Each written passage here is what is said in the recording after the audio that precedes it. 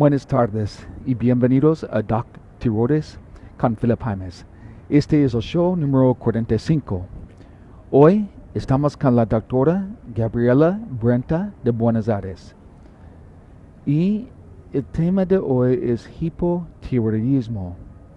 Vamos a hablar sobre los síntomas, el diagnóstico y el tratamiento.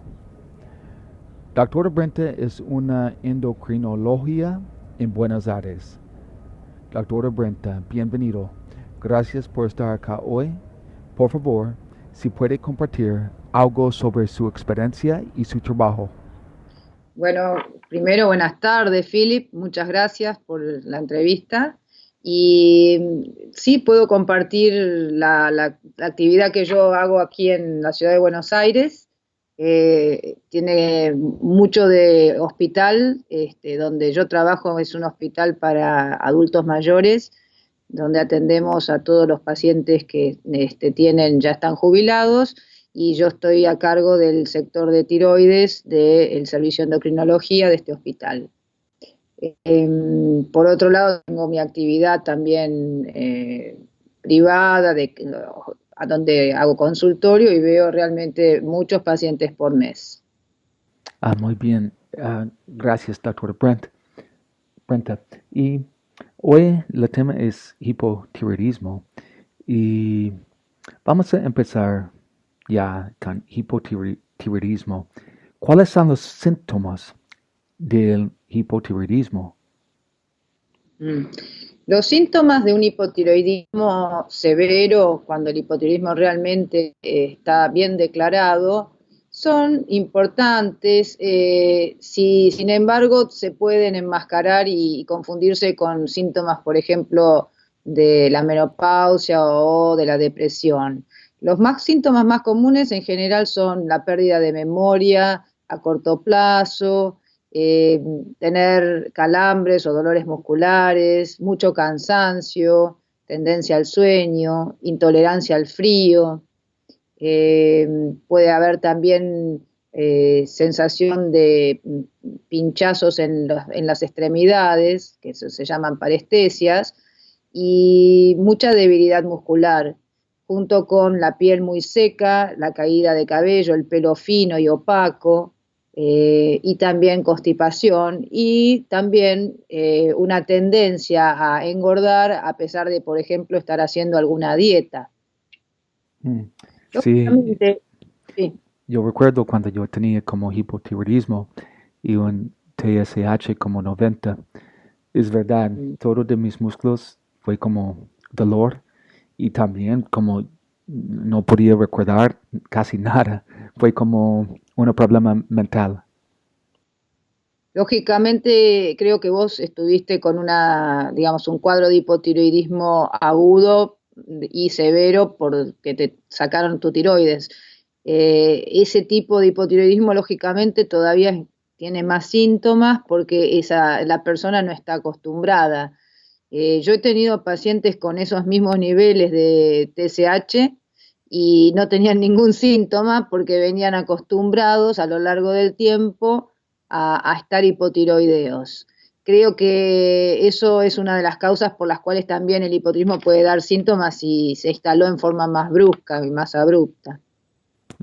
Es una cosa que es muy serio para la calidad de vida y no es tan bueno para ellos que tienen hipotiroidismo, pero por favor, si puede compartir un poco más sobre los síntomas mentales de hipotiroidismo.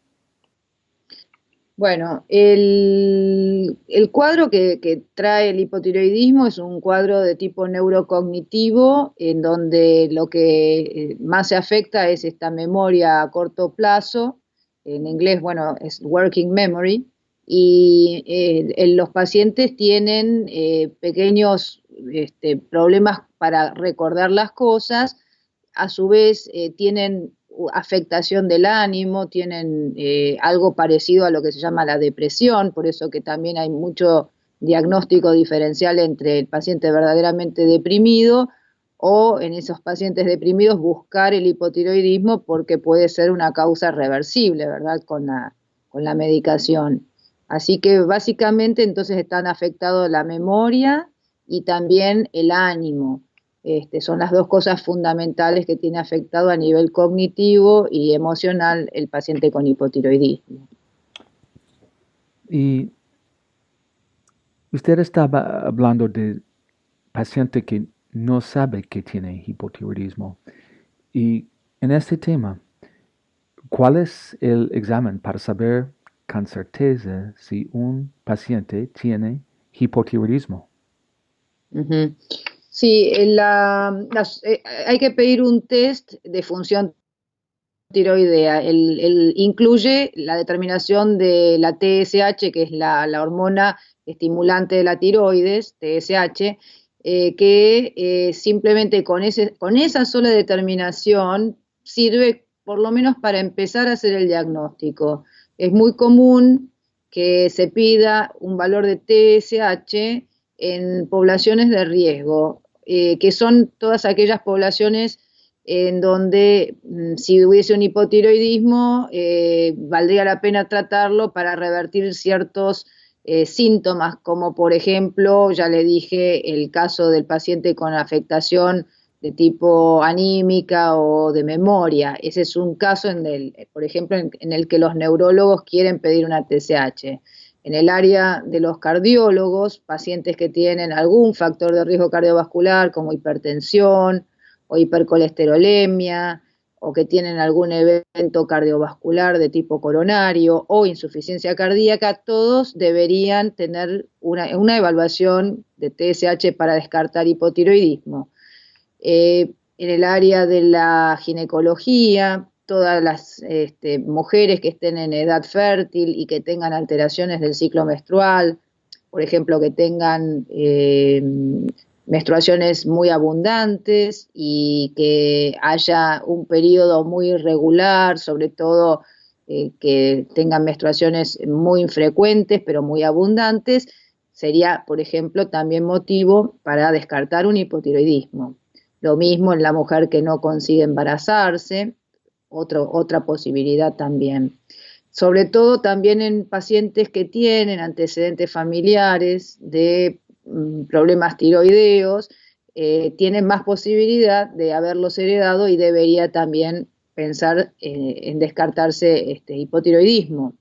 Y como estos, hay muchos ejemplos que, bueno, son los casos en los que hay que pensar en hacer una identificación agresiva de estos casos. Por lo que digo, no está aconsejado hacer un screening a toda la población, pero sí en determinados grupos de riesgo. Y otro grupo de riesgo importante son los adultos mayores, porque ahí también la patología tiroidea es mucho más frecuente. Y para examen TSH, ¿cómo funciona este examen? Es un análisis bastante simple de sangre que se puede incluir en un análisis de rutina y que aunque sea una vez, tenerlo en estas poblaciones de riesgo como para evaluar si el paciente o si el análisis, perdón, viene alterado, ya ahí podemos agregar el dosaje de la otra hormona que es la T4 en forma libre, un dosaje de T4 libre, y si queremos hacer el análisis ya un poquito más completo, agregar también el anticuerpo antitiroideo, ATPO, como para confirmar el diagnóstico de hipotiroidismo. Entonces, un primer análisis de TSH nos permite saber dónde estamos parados y cuando este análisis está alterado, a los 2 o 3 meses, dejando este intervalo a propósito para darle tiempo a la tiroides que se acomode. Si esto era algo transitorio, probablemente en el segundo análisis va a estar normal, y si es algo que realmente es permanente, vamos a tener un segundo análisis de TSH, entonces a los 3 meses, junto con una T4 libre y junto con un anticuerpo antitiroperoxidasa. Y ahí, si esto da alterado, tenemos el diagnóstico. Y para las personas que tienen como problemas mentales o algo con los músculos y después de todo van para examen para saber que tiene hipotiroidismo, realmente la vida puede ser mucho mejor, ¿no? Totalmente. Hay pacientes que tienen un hipotiroidismo y están evaluados por psiquiatría, pero si no se descarta el hipotiroidismo, es una pena porque es algo reversible. Lo mismo el paciente que tiene, como dice usted, por ejemplo, que está tomando estatinas y que sabemos que las estatinas dan dolores musculares, mialgias y aumentan los niveles de CPK. Pero una de las causas por las que ocurre esto con las estatinas es cuando el paciente además tiene un hipotiroidismo, porque entonces se facilita mucho más este efecto adverso de las estatinas. Así que serían dos casos que sí hay que tratar de descartar. Lógicamente, no vamos a pensar que todos los pacientes que tienen problemas mentales o tienen problemas musculares tienen un hipotiroidismo. Simplemente es que hay que tener este diagnóstico diferencial en mente, porque llegado el caso, si se confirma, el tratamiento cambia totalmente. A veces un paciente tiene hipotiroidismo, pero su médico le da un diagnóstico equivocado. Lo que vos estás diciendo es que el paciente que tenga hipotiroidismo y no sea diagnosticado, sea tratado por otra cosa y realmente no lo curen. Sería esa la razón. Sí, ¿y qué es la otra cosa que el médico está diciendo? Y bueno, en el caso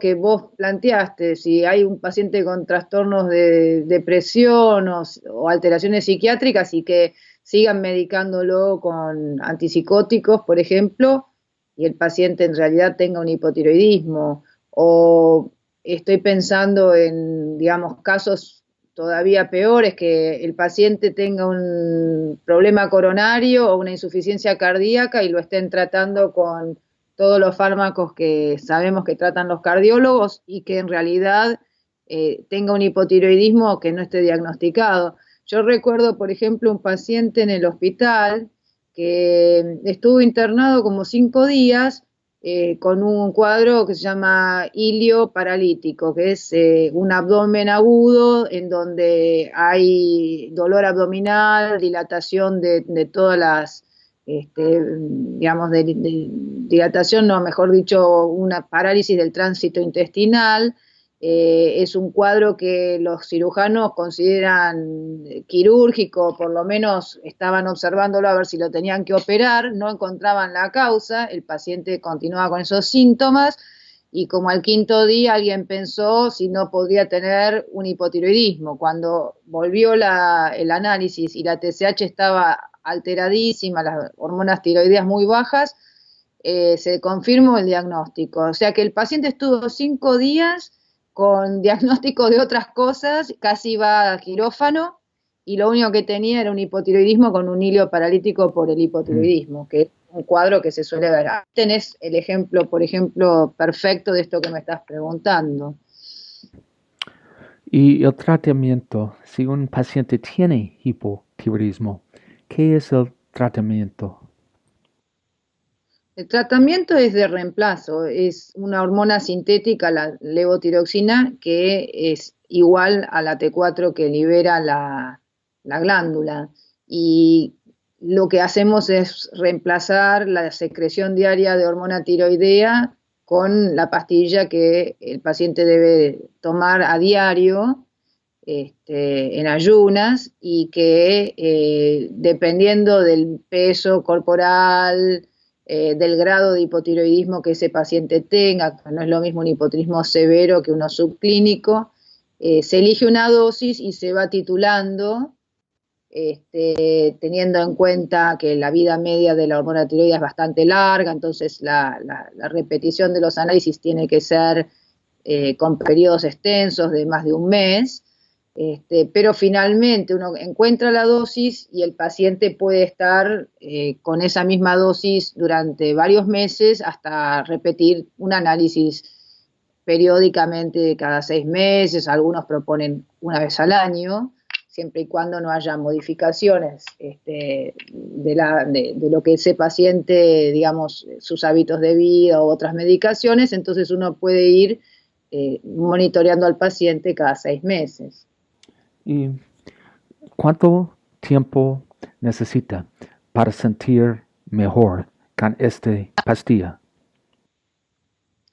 En realidad, el tratamiento empieza a actuar, como le comenté, no inmediatamente porque la proteína de transporte que lleva a la T4, a la levotiroxina en sangre, tiene alta afinidad por la hormona, entonces primero se tiene que replesionar todo ese pool de proteína y entrar en equilibrio con el pool que hay de T4 libre, que es la que realmente va a actuar transformándose en T3, que es la hormona activa, dentro de las células.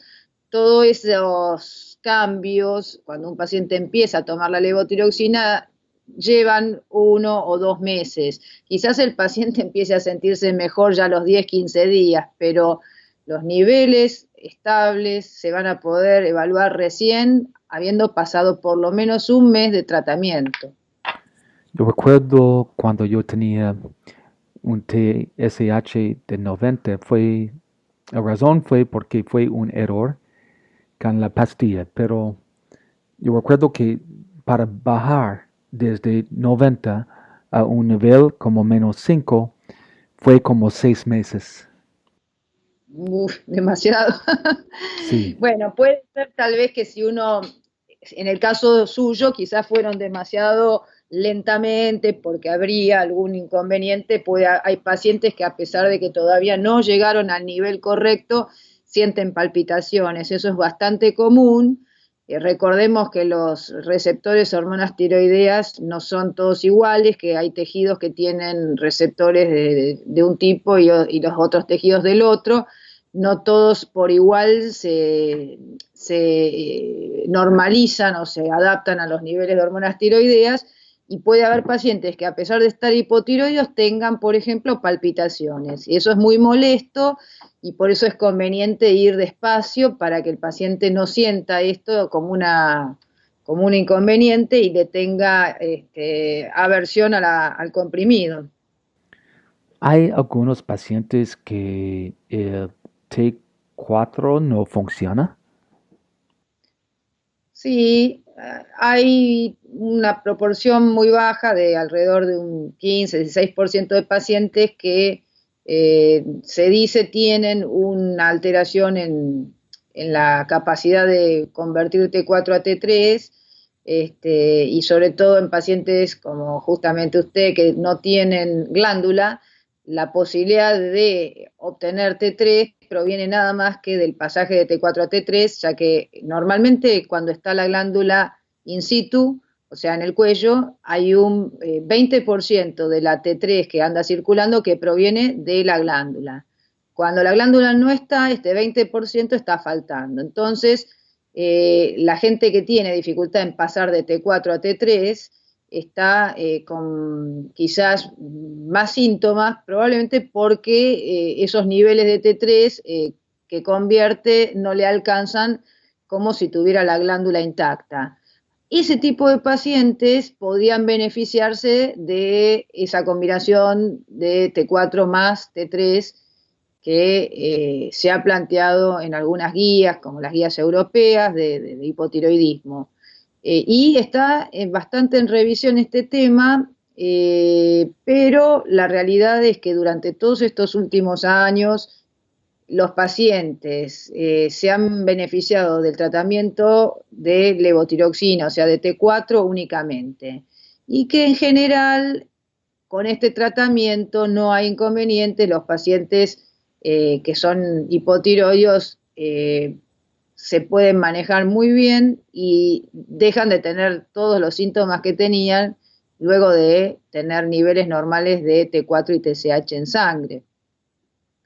Yo sé, para mí, para 4 años yo estaba en T4 solamente y no estaba sintiendo muy bien, pero ahora con un poco de T3 yo siento mucho mejor. Una pregunta de hombres y niños. Hay algunos hombres y niños, porque mucha gente piensa que hipotiroidismo es una enfermedad de mujeres, pero también hay hombres y niños que tienen esta enfermedad. Sí, sí, sí, sí. Sí, hay, digamos, la enfermedad, la causa principal es de origen autoinmune. La autoinmunidad es más frecuente en la mujer. ¿Por qué? Porque todas las alteraciones hormonales que tienen las mujeres a lo largo de la vida favorecen, por un lado, la autoinmunidad, sobre todo el efecto de los estrógenos, la prolactina, la progesterona, modifican bastante la reacción inmune. Y en el caso de la mujer, sobre todo después de la menopausia, tiene una mayor prevalencia de autoinmunidad. Por eso que en realidad el hipotiroidismo es mucho más frecuente en la mujer. Ahora, hay varones que también tienen, pero en general tienen el antecedente familiar muy claro de autoinmunidad en la familia. Y por otro lado, hay niños que también, varones y niñas, que pueden tener el hipotiroidismo, pero en general, como le digo, tienen antecedentes familiares importantes y heredan probablemente, si bien esta no es una enfermedad donde haya un gen responsable, monogénica, que se pueda heredar así en forma mendeliana, pero las enfermedades autoinmunes son poligénicas y debe haber muchos digamos, genes que están alterados, están implicados, que hace que ese varón herede la autoinmunidad y pueda manifestarse después con un hipotiroidismo. Igualmente, en el caso suyo, por ejemplo, la causa no es una autoinmunidad, sino que realmente hubo un tratamiento de otra enfermedad nodular y quedó con hipotiroidismo de origen postquirúrgico, ¿no es cierto? Mm. ¿Y cuántas personas tienen esta enfermedad? ¿Es mucho? ¿Es común o cómo es? Es muy común, es muy común, casi igual que la diabetes, en el caso del hipotiroidismo, o sea, las enfermedades tiroideas son las más frecuentes de las enfermedades endocrinas y el hipotiroidismo más frecuente todavía, porque, digamos, niveles alterados de TSH solo, de acuerdo a series como la de estudio de Colorado, que es un estudio epidemiológico muy importante en Estados Unidos, o el estudio en Heinz 3, ronda entre un 4,5 hasta un 10%, ¿no es cierto?, de población. Digamos que en esos valores, entre 5 a 10% de la población general, de todas las edades, tienen TSH por encima del valor de referencia. A partir de ahí, bueno, discriminaremos quién tiene un hipotiroidismo leve o subclínico y quién lo tiene severo. Los pacientes con hipotiroidismo severo no son los más frecuentes. Ahí yo no voy a hablar de un 10%, sino voy a estar hablando de menos de un 2%. Pero pacientes con TSH alterada es muy común. Y bueno, sí. Am, si una persona tiene hipotiroidismo, los síntomas pueden ser muy graves, pero ¿hay esperanza para alguien que está sufriendo y para ellos que están escuchando esta entrevista? Por supuesto, imagínese que la misma causa autoinmune que produce hipotiroidismo es la misma causa autoinmune que origina una diabetes tipo 1. El mismo proceso autoinmune de destrucción celular pasa en el páncreas como en la tiroides. Ahora, en el páncreas, el diabético tipo 1, ¿qué tiene que utilizar? Insulina, ¿verdad? Y con la insulina se tiene que inyectar, tiene que buscar el perfil de insulina que corresponde para su control metabólico. En tanto que para la tiroides, con una pastilla en forma diaria, que incluso si algún día la persona se olvida de tomarla no pasa nada, por lo que ya expliqué, de que hay una proteína transportadora que acumula la T4 en sangre y que si alguien se olvida de tomar, permite que ese día haya igual liberación de T4 para hacer efectiva la T4 libre. Quiere decir con esto que el hipotiroidismo tiene una gran posibilidad terapéutica y bastante mejor que la que le comenté, que es la diabetes tipo 1. Y simplemente hay que reemplazar la cantidad de hormona tiroidea que está faltando. No hay una cura en cuanto a que no tenemos manera de revertir el proceso de destrucción fibrótico que ocurre en la glándula una vez que el proceso autoinmune está iniciado, por ahora. Pero sí tenemos forma de reemplazar el producto, que es la levotiroxina, o la T4, e incluso la T3, como en su caso, que además está tomando la T4 junto con la T3. Así que realmente la posibilidad es maravillosa. Sí hay que buscar al hipotiroidismo para encontrarlo, saber cuándo buscarlo para poder tratarlo a tiempo, ¿no es cierto? Todos en general quieren una calidad de vida mejor. Y con hipotiroidismo, calidad de vida es bajo. Ok, si una paciente va al médico y ahora sabe que tiene hipotiroidismo y está tomando T4, ¿qué más puede hacer ese paciente como dieta para tener una calidad de vida mejor? Bueno, primero que yo entiendo que haya pacientes que no se sientan bien a pesar de que están tomando la levotiroxina, pero habrá que ver cuál es el nivel de hormonas tiroides que están tomando, si tienen un buen reemplazo. Pero si nosotros llegamos a la conclusión de que está bien reemplazado y el paciente persiste con síntomas, también hay que pensar en otras cosas que le pueden estar pasando al paciente, que no necesariamente sean atribuibles al hipotiroidismo. Nosotros sabemos que, por ejemplo, hay asociación entre enfermedades autoinmunes, o sea que si un paciente que tiene una tiroiditis crónica autoinmune tiene síntomas muy importantes de otro tipo, hay que tratar de descartar otras enfermedades autoinmunes. Por decir, una artritis reumatoidea, por ejemplo, o un cuadro malabsortivo, una enfermedad celíaca.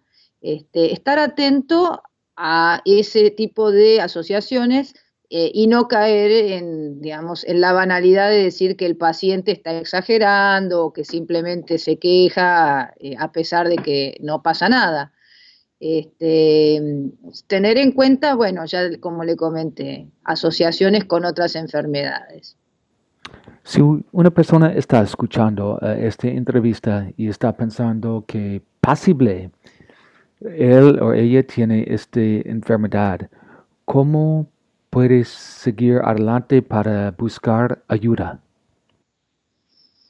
En realidad el hipotiroidismo es bastante fácil de tratar, no requiere de un especialista, puede, digamos, seguirlo a lo largo del tiempo un clínico, un buen clínico con idea.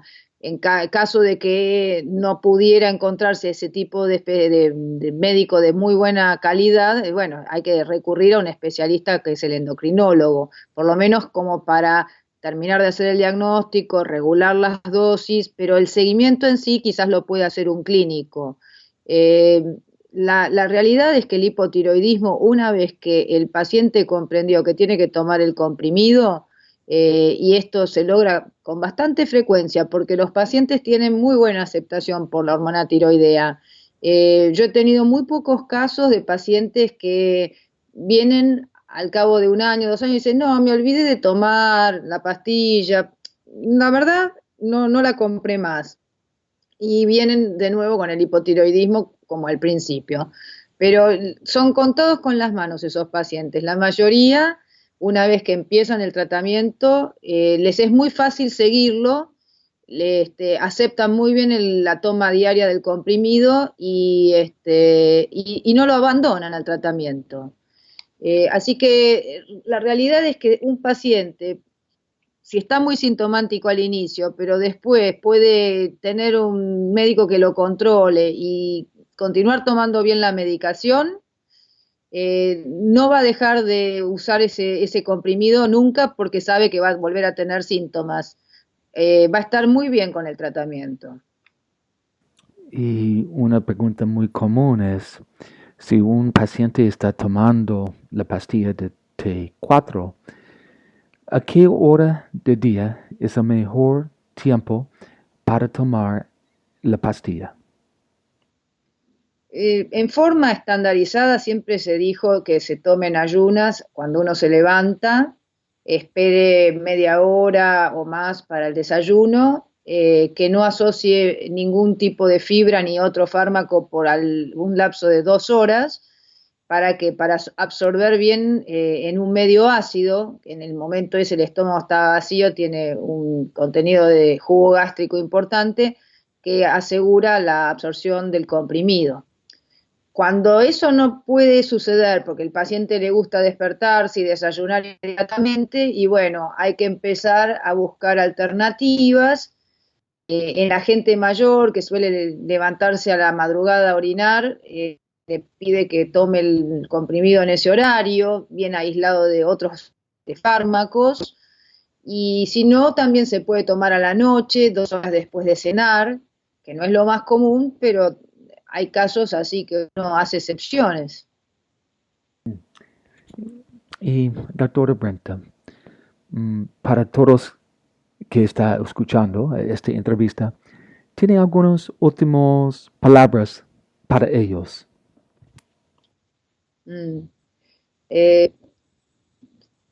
Y que siempre que puedan pregunten acerca de la tiroides al médico que los está tratando, si vale la pena o no descartar algún problema tiroideo para que el médico decida. También es importante hablar con los familiares, preguntarles si en algún momento tuvieron algún diagnóstico de problema tiroideo en su infancia o a lo largo de su vida, sobre todo a los padres.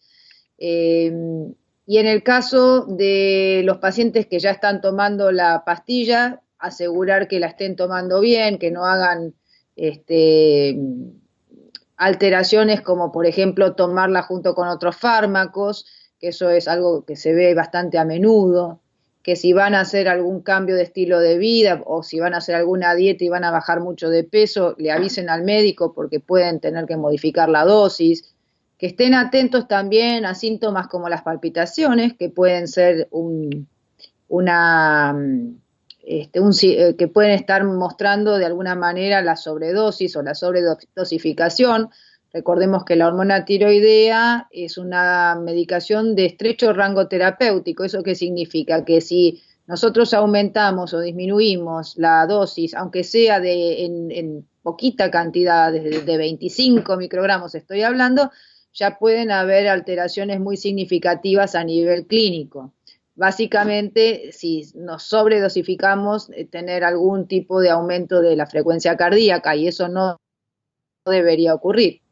Así que creo que cualquier paciente con hipotiroidismo puede ser muy bien tratado una vez que se ha diagnosticado la enfermedad, que se queden muy, muy tranquilos. Este es Philip Jaimes y este es el fin del show número 45. Gracias por estar acá hoy. Gracias a Dr. Brenta. Y puede encontrar una lista completa de entrevistas en la página web de doctiroides.com.